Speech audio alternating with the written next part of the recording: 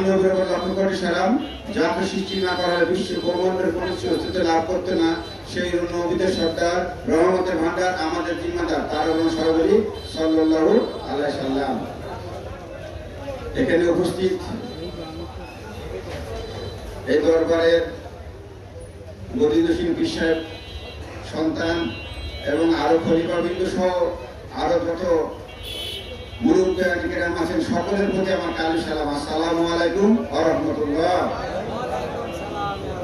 আজকে আমরা এমন একটা দিনে এবং এমন একটা মাসে উপস্থিত হয়েছি, এই মাসটি হচ্ছে রবিউল আউয়াল মাস।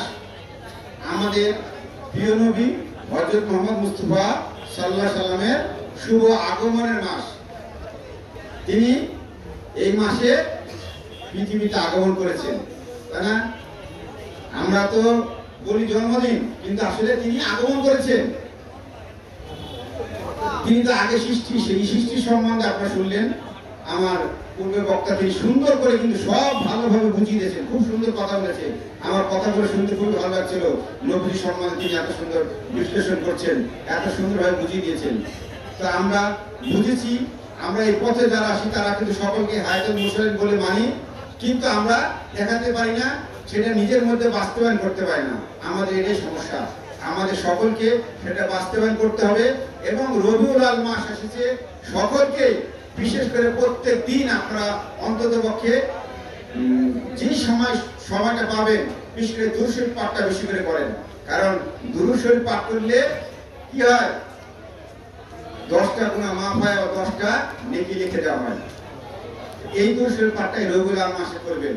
তো রবিউল আউয়াল মাসে নবীজির আগমন, রবিউল আউয়াল মাসে কোরআন নাযিল, তাই না? রমজান মাসে কোরআন নাযিল হয়েছে, কিন্তু রবিউল নিয়ে শুরু। আসলে আমরা এই নবীজিকে কিভাবে জানি? দেখেন, নবী কত আগে সৃষ্টি। আল্লাহ কোরআনে বলছে, আলাম তারা, তুমি কি দেখোনি আমি কিভাবে অস্থি বাহিনীদের ধ্বংস করলাম? তাহলে কতদিন, হাজার হাজার বছর, নবীজি পৃথিবীতে আসার হাজার হাজার বছর আগেকার কাহিনী, যে নবীকে বলছে তুমি কি দেখোনি? সূরা বাকারায় 30 নম্বর আয়াতে বলছে, তুমি স্মরণ করো, স্মরণ করো, আমি ফেরেশতা সৃষ্টি, পৃথিবীতে খলিফা সৃষ্টি করব।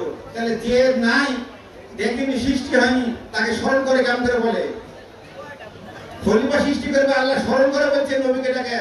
তাহলে কতদিন আগে তিনি সৃষ্টি করেছেন। আমরা কিন্তু সবাই সকলে জানি, কিন্তু আসলে বুঝি না নবীর ব্যাপারটা। নবী অনেক মহান মানুষ, আমরা আসলে সেটা বুঝি না। আমরা সাধারণ মাটির মানুষ মনে করি কিন্তু যত দুরবস্থা আজ মুসলমানদের মধ্যে। ভাই ভাই, যেখানে আল্লাহ কোরআনে সূরা নিসার 151 নম্বরে বলছে, আল্লাহ এবং রাসূলকে যারা পৃথক করে দেখে তারা পাক্কা কাফের, অথচ আমরা সেই রাসূলকে বুঝি না। কি রাসূল আসি তো আল্লাহর সম্মান দিলেন, কোরআন দিলেন, আর সেই রাসূলকে মাটির মানুষ বলছি। রাসূলের শানে আমরা দাঁড়িয়ে কিয়াম করবো, সেটা বিদআত করা যাবে না। কিয়াম কারা করবে না? যারা শিক্ষক মানে না, তাদের ঈমান নাই, তারা তো কিয়াম করবে না।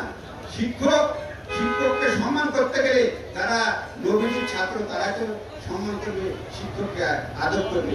যারা শিক্ষককে মানে না, তারা তো আদর করবে না। যাদের ঈমান নাই, তারা তো আদর করবে, তারা কিয়াম করবে না। তাই আমরা যারা আছি, আমরা সকলে মিলাদ করবো, মিলাদে কিয়াম করবো। কিয়াম ছাড়া কিন্তু মিলাদ করা যাবে না। আর একটু কথা বলে শেষ করে দিব, সেটা হচ্ছে যে আমাদের এই যে রশিদিয়া দরবার শরীফ, এই দরবার শরীফ থেকে আমরা কি শিক্ষা পাই?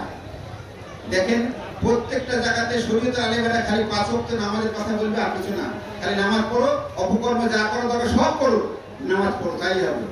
এখন তো এই কথা বলছে, তুমি যা অপকর্ম করো, নামাজ পড়ো, কিন্তু সব অপকর্ম করবো, সুদ খাবো, ঘুষ খাবো, যা মন তাই করবো, নামাজ পড়ো, তাহলে আমি ইমানদার থাকলাম? ইমানদার কিন্তু থাকলাম না। কিন্তু দেখেন, এই দরবার থেকে কি শিক্ষা দেওয়া হয়? দায়মি সালাতে শিক্ষা দেওয়া হয়, যেটা সার্বক্ষণিক সালাত। আল্লাহ দিনাহুম আন সালাতিহিম দায়িমুন। এই যে সূরা মারিদের 23 নম্বর আয়াতে বলছে, যারা সার্বক্ষণিক সালাতে থাকে, তাহলে সার্বক্ষণিক সালাতে আমরা কোথায় শিক্ষা পাবো? সার্বক্ষণিক সালাতের শিক্ষা এই দরবার শরীফ থেকে পীর সাহেবদের কাছে গেলে সেখানে পাবেন। যে সার্বক্ষণিক সালাত, সার্বক্ষণিক, এই যে সূর্যের তাপ কি বন্ধ হয়ে যায়? সূর্য কি বন্ধ হয়ে যায়? সূর্য কিন্তু সার্বক্ষণিক চলে। আমাদের এই দেশে আমরা মনে করছি ডুবে যাচ্ছে, কিন্তু আরেক দেশে আছি। এই যে বাতাস কি চলছে না বন্ধ হয়ে গেছে? বাতাস চলছে সার্বক্ষণে তন্ত্র আমাদের মাঝে যদি সার্বক্ষণিক সারা থেকে থাকে তাহলে কিন্তু কোনো অপকর্ম হবে না।